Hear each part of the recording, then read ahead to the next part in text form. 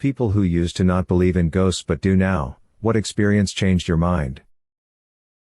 I saw a reflection of myself at the end of a hallway in a friend's apartment building, only he told me the day after there was never any mirror in the hallways. Ooh, I have a story. So in high school, I worked kids' birthday parties. The place was basically a giant gym, and gymnastics/dance classes were also held there. One day, I came in, and one of the girls I worked with, who was very spiritual and very religious, was totally freaked out. During the gymnastics class she taught that morning, one of the kids was staring up at the ceiling. When she asked the kid what he was doing, he said, "There's a little boy up there," and pointed at the ceiling. Strange enough, but whatever. Kids are weird. Later, two girls who were working a birthday party before mine came out of the gym and were visibly shaken. A pair of 5-year-old twins went down a slide and then stared at the ceiling. They both said that there was a little boy up there, in the same spot on the ceiling that the kid from the morning gymnastics class. We all went in and inspected the ceiling. Of course, it was just a regular, gray, warehouse-Y ceiling. But we were all super freaked out at that point. During my party, I was pushing a little boy on the giant swing we had in the gym. He, too, began to stare at the ceiling. He said directly to my face, "Hey, there's a little boy up there." We told all of our coworkers and managers about the 3 separate experiences we had today with children from different parties and classes seeing a little boy on the ceiling. The next day, we had downtime between parties, and nobody was in the gym. There are cameras in the gym that allow parents to see their children playing from the lobby. My manager called us out of the break room. "Guys, check this out." We come out and see the screen, which is streaming from the gym, showing that giant swing going back and forth. Nobody's in there. It's just the swing going. I like to think that the ghost was truly a little boy who just wanted to play, and he finally got to go on the swing. Could be worse. I'm still not sure if I believe, but there have been some weird things in my life that I can't explain. When I was 5 years old, I woke up in the night and my grandma was standing at the end of my bed, wearing a teal blue skirt and a matching blouse. I remember that it was summer, and the sky was still light but not light enough for me to read, so I guess it was about 9 p.m. I sat up, she put her finger to her lips, and I rubbed my eyes a couple of times, 'cause sleepy, and when I looked back, she had gone. I just snuggled back under my covers thinking how nice it was to see her because I hadn't seen her for ages, and I hoped she would still be there when I woke up. Next morning, my house was eerily quiet. My mom was in a worse mood than normal, but she had been crying, so I asked her what was wrong. My grandma died the night before. She had been crossing a road after her bingo turned out, at 8:30 p.m., about 60 miles away from where we lived. She had a massive brain hemorrhage in the middle of the road and didn't even make it to the other side, let alone to my house 60 miles away. She was wearing a teal blue skirt and matching blouse. My wife and I swear that our daughter used to talk to ghosts when she was a toddler. She was an only child at the time. First instance I remember, was her telling me that she was talking to Nana. That's what I called my grandmother, who passed about 15 years before my daughter was born. My daughter was young and so I hadn't even talked about Nana to her, so I showed her a picture and asked who she spoke to. There were 4 women, 3 of which I didn't even know, but without hesitation she pointed to my Nana. Okay, no biggie. Some months later, my wife and I are trying for baby number 2. After my wife gets pregnant, my daughter is sitting next to her on the couch and puts her head on her belly and says, "Mommy, there's a baby in there." Okay, maybe that's coincidence. She overheard us saying something. A few weeks later, my wife miscarries. Maybe my daughter picked up on our sadness, who knows, but she again puts her head on her stomach and says, "Mommy, there's no baby in there anymore." Then, several months and one more, very early, miscarriage later, my daughter tells us, "I was talking to my brother last night and he said that my sister is coming to live with me soon." Again, she's an only child and had no, living, brother. We were still trying at this point, but had not taken any tests. We picked one up that night, and sure enough, pregnant. When time came to reveal the gender, I wasn't even interested. My daughter had already said it was a girl. Sure enough, I have 2 daughters. My girlfriend's grandfather's ashes were on a little shelf in the living room, right next to a very solid/heavy angel statue. Well, one weekend she and I are fooling around on the living room couch, and out of the corner of my eye, I see the angel statue fly off the wall, accompanied with a deep grunt. Now when I say this thing flew off the wall, I'm talking 7 to 8 feet of air before landing on the hardwood and leaving a dent where the wing hit. Even if this thing had fell off the wall, it would have dropped straight down, not soared with force. Well, we both stood there in shock, and I whispered if she had heard the grunt as well, to which she agreed. So we both booked it for the day. Well, that night at dinner we told her parents what happened, leaving out the naughty bit, and Megan's younger sister burst into tears saying she had seen a dark figure at the foot of her bed the last couple's nights but didn't want anyone to think she was crazy. Grandfather that died had mental health issues that caused a lot of pain. Valp, after that day I was a believer. A while after my grandma died, my mom and I were looking at a photo of her we had on a shelf. She was never a nice person. Till the moment she died she refused any help from anyone, but was quick to steal and lie. My grandma also didn't like my mom. Anyways, I mention how in the photo she's not smiling and how she never really smiled in life. My mom agrees with me, and then the glass cracked straight across my grandma's lips in the photo. My mom took the picture down the next day. I still don't believe in ghosts, but I did have a strange experience. I had a cat who I found in a ditch many years ago. She was cute and I pet her, so she followed me back down the train tracks about a mile to my home. I opened the door for her and she went in. She was offered the opportunity to go back out, and did for a moment, but then came back in. She was mine forever. I've had many pets over the years and loved them all. But this one was different. She wanted to be near me all the time. I'd often said I'd never had a cat who made me feel like my personal space was being violated before. She followed me up to bed every night and purred me to sleep. She died fairly quickly. I barely even had a chance to say goodbye. I knew she was ill, having been diagnosed with hyperthyroidism, which cat owners will know is not a good thing to hear. Although progress has been made, ask your vets about the pens. They've worked miracles for my current cat who also has it. They vomit their food up and waste away slowly, eventually succumbing to either congestive heart failure or kidney damage. She had taken a turn for the worse and I thought her treatment wasn't working. On examination, they found tumors in her stomach and liver. She had been dealt a mortal blow and was only going to suffer harder and harder.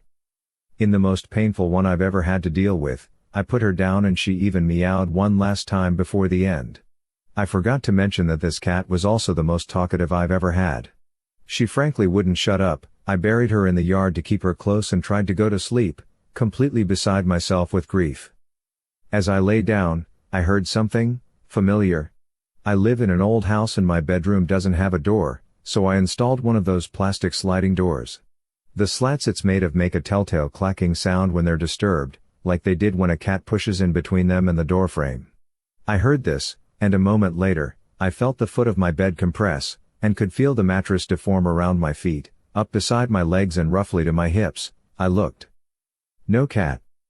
I don't know how to explain this. I don't believe in ghosts and I'm sure grief can cause some pretty significant psychological disturbances.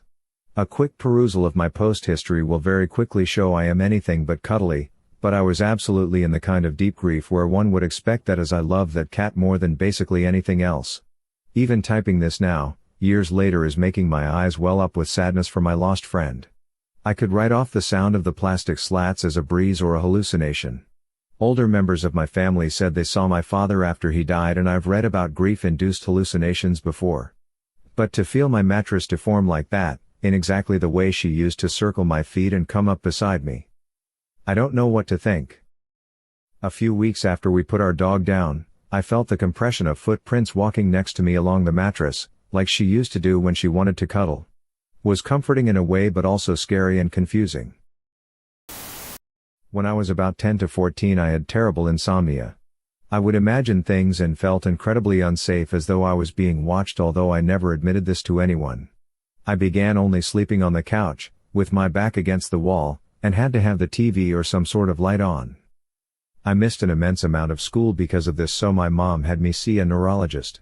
The neurologist diagnosed me with some things, but the crazy part was during my sleep study I slept amazingly well, no issues at all, and slept in the real bed. Eventually I got transferred to a children's hospital, and speaking to the doctor I explained I would see things and felt uncomfortable. They had thought I was experiencing sleep paralysis. When they told my mom, she went ghost white. She pulled me aside and explained she was experiencing things, too. She described in detail what I was seeing. That evening she approached my brother and asked broad questions: "Do you have anything weird happen in home?" etc.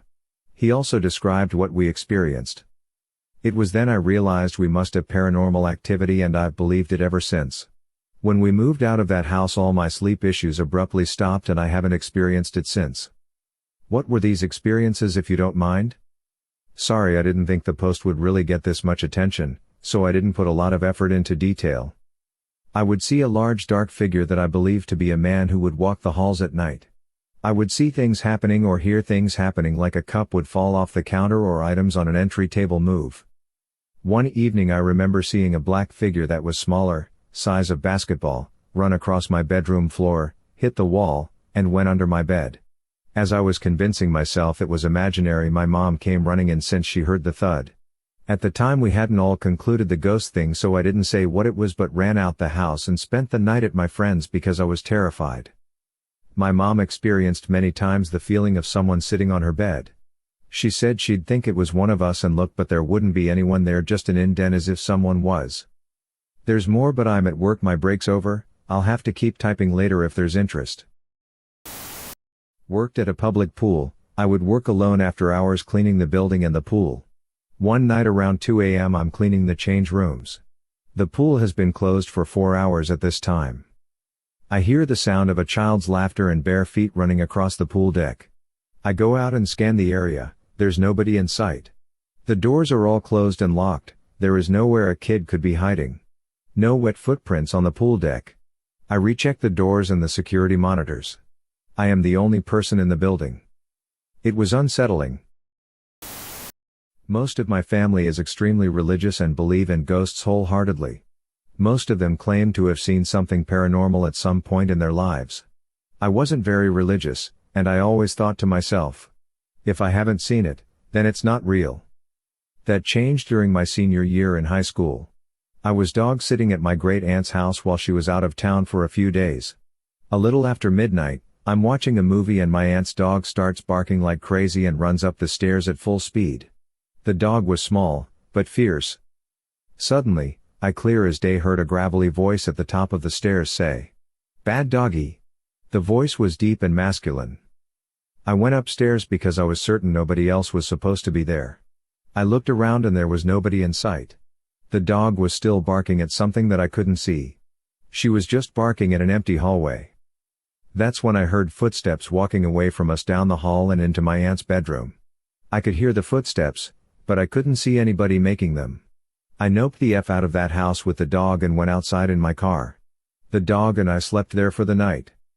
I'm not entirely sure WTF I experienced that night, but I definitely believe in the paranormal now.